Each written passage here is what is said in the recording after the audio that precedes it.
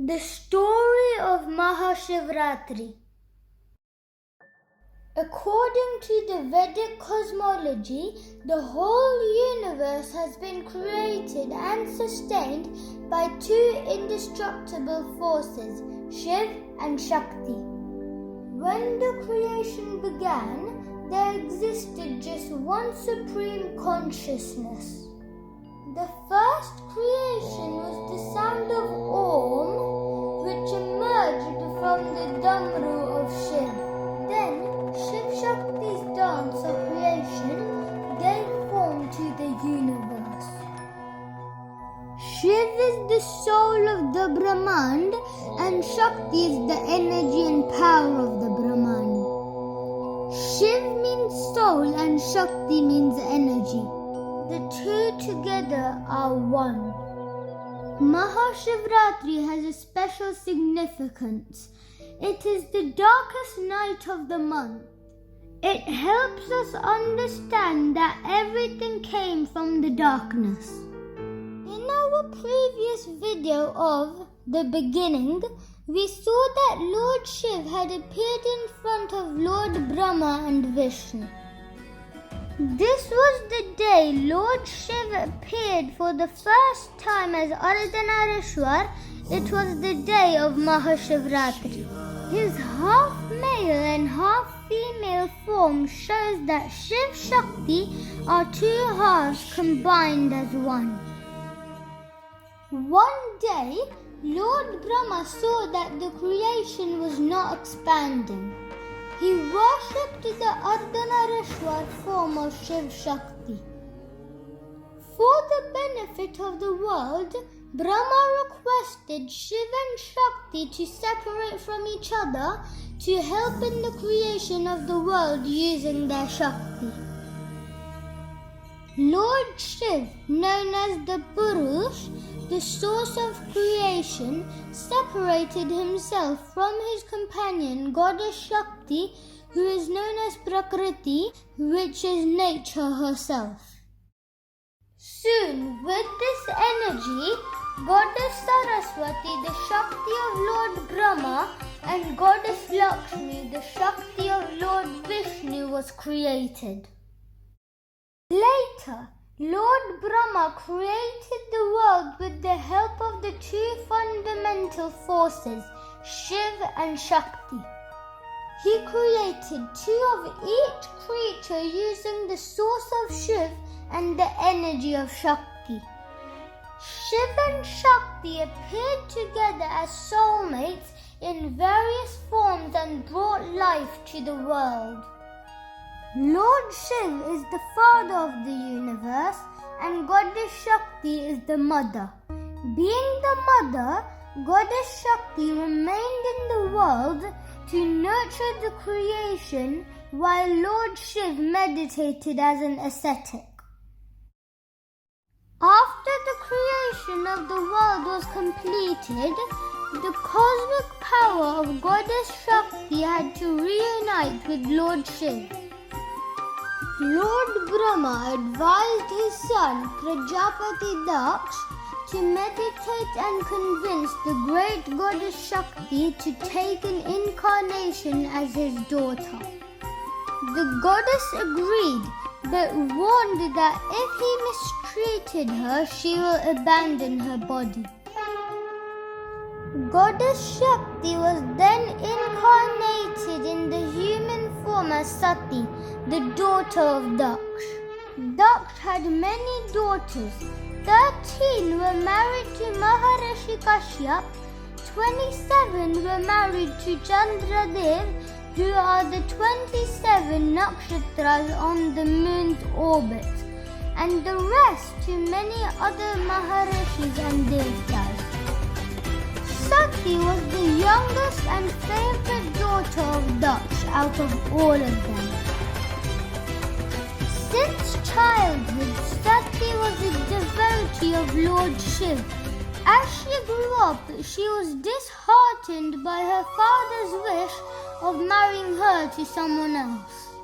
Sati meditated for many years and devoted herself in worshipping Lord Shiv.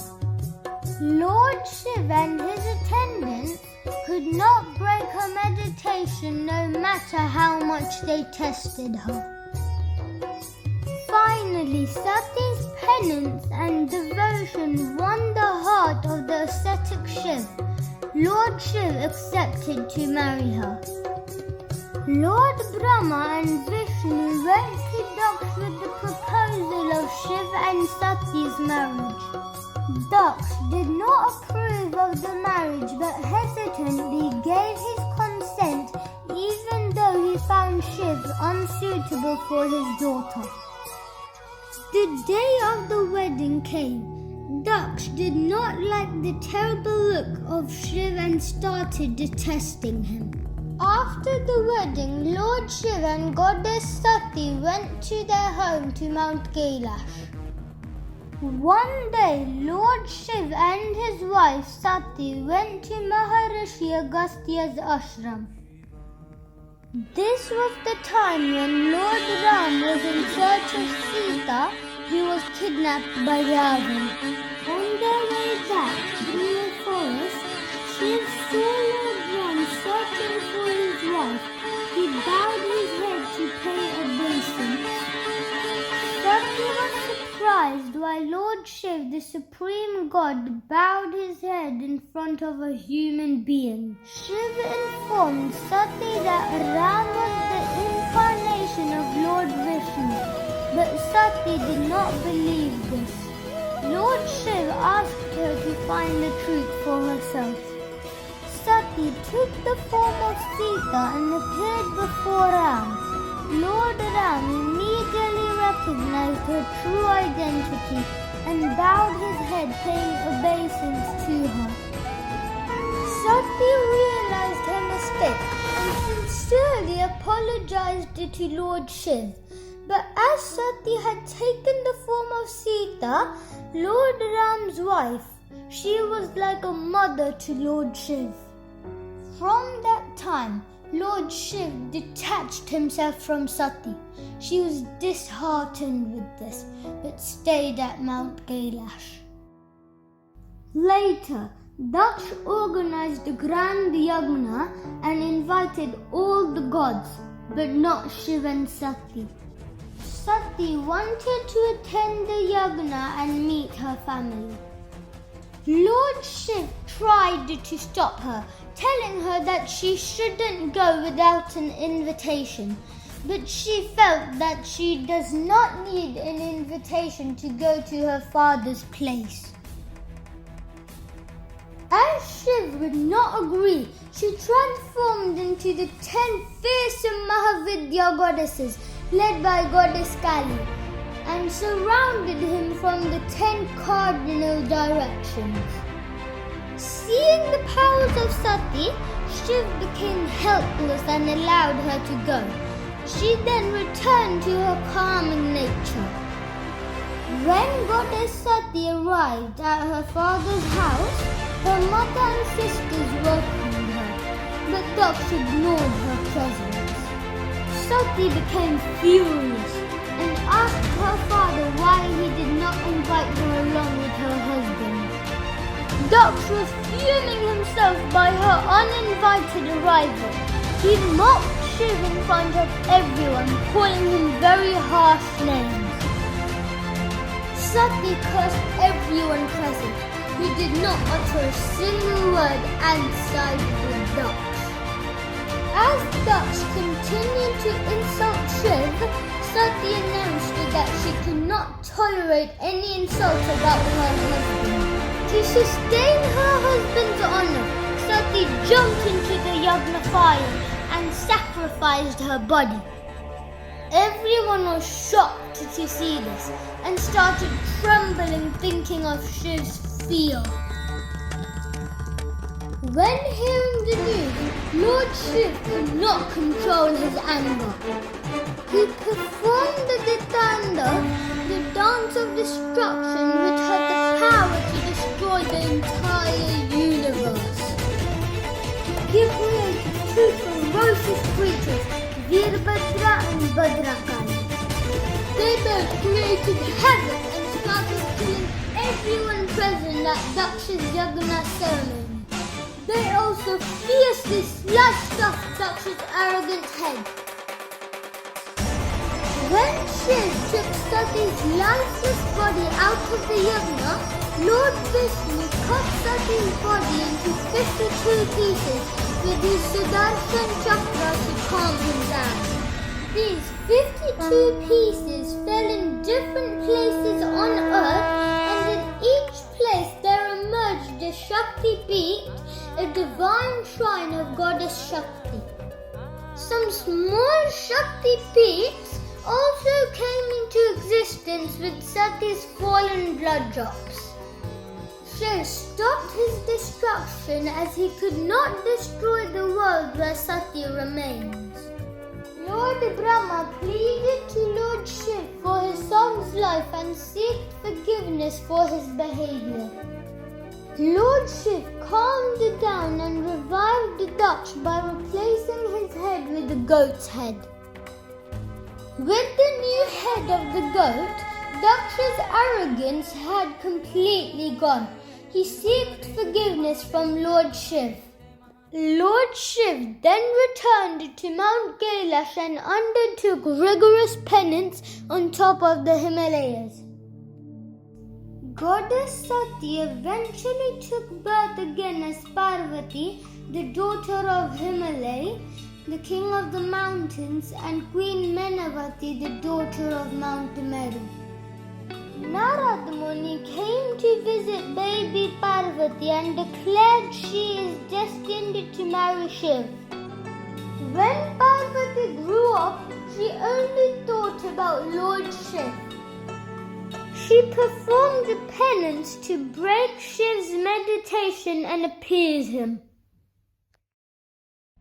By this time, the Devtas were terrorized by the demon, Tarkasur, who had a boon from Lord Brahma that he would be killed only by the hands of Lord Shiv, the sun. For this, they needed Lord Shiv to start a married life.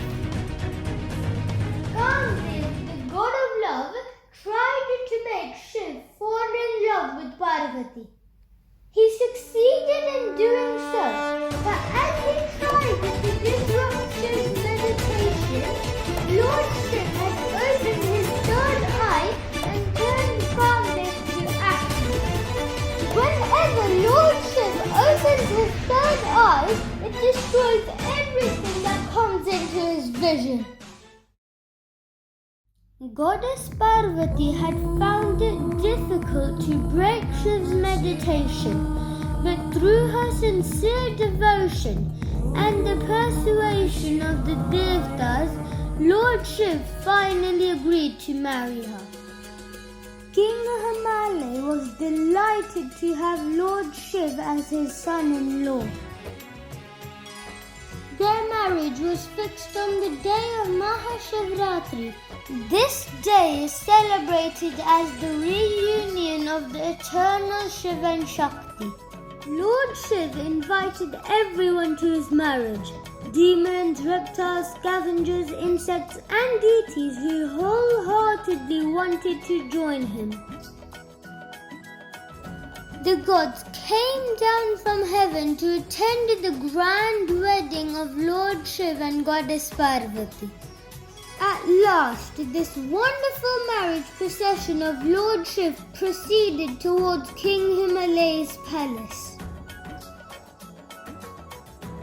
While they were reaching, Lord Shiv asked Narad Muni to go in front and inform King Himalaya about their arrival. Parvati's brother, Menak, came forward to receive them. Queen Mena heard that the marriage procession was coming. She curiously told Narad Muni her wish to quickly see how her son-in-law looks on his marriage day. Lord Shiv knew what Mena was thinking and decided to play a trick. He sent all the Devtas one by one before him. As Queen Meena saw each one come, she mistook them to be Shiv. Narad Muni told her they are not Shiv but his attendants. Meena's curiosity raised. She became excited thinking of the fact that if all of Shiv's attendants are looking so nice and groomed, how must Shiv be? Just then, Shiva arrived at the venue. He came riding on Nandi, the bull. He had a tiger skin outfit for his wedding, skulls for his necklace, and ashes were smeared all over his body. His procession was looking ferocious. Meena could not bear this horrible sight. She felt dizzy and dropped to the floor. When she awoke, she started crying and cursed everyone responsible for her daughter's marriage with Shiv. Lord Vishnu arrived and tried to pacify her by telling her that her anger was baseless, as she had not seen the real appearance of Shiv. He told her she will be blessed to see his real form. Lord Vishnu and Narad Muni prayed to Lord Shiv. Seeing their devotion and Meena's love for Parvati, he showed his most enchanting beauty. Meena was pleased and welcomed the groom inside, where the marriage ceremony took place. Lord Vishnu had arranged the wedding and Lord Brahma was their priest. After the marriage, they went to Mount Kailash to lead a happy married life. Shiv and Shakti are not separate. They are linked to each other as fire and heat. The reuniting of Shakti and Shiv was complete only when Goddess Shakti took another human form as Parvati and married Shiv. The celebration of the sacred union of Shiv and Shakti is considered to be the power of togetherness. The festival of Mahashivratri marks the beginning of their bond. This story teaches us that husband and wife, man and woman, both have equal roles to play in the structure of life. Just as a miracle, Mahashivratri comes at the end of winter and marks the beginning of spring.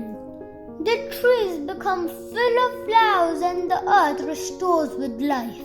The Shivling is worshipped on this day as a symbol of creation. Mahashivratri is the cosmic definition of the universe. Here we celebrate the darkness we have come from. Light always comes from a source that is burning itself out. It has a beginning and an end. Darkness has no source. It is everywhere. This is Shiv. Don't forget to like my video and subscribe to stay updated. Crucial stories!